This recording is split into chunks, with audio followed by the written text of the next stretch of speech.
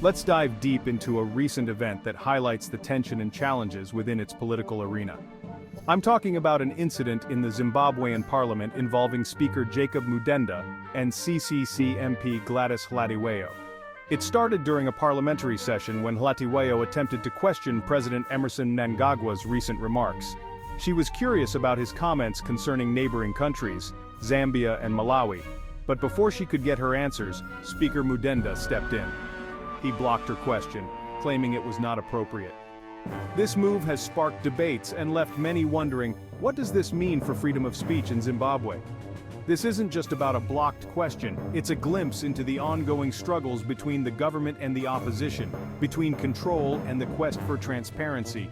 The ruling party, ZANU-PF, has been in power for decades, often criticized for its heavy-handed approach to dissent and opposition.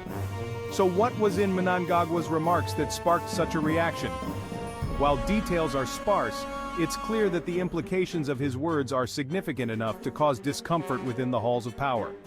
This incident raises important questions about the state of democracy in Zimbabwe. Is the parliament a place for genuine debate and accountability, or is it a stage managed to protect certain narratives? As observers, we can only watch and analyze, hoping that the pursuit of transparency and accountability in Zimbabwe continues, despite the obstacles. Because at the end of the day, these aren't just political games, they affect the lives of millions of Zimbabweans. Stay tuned, engage, and keep asking the hard questions. Because understanding these dynamics is key to understanding not just Zimbabwe, but the broader African political landscape.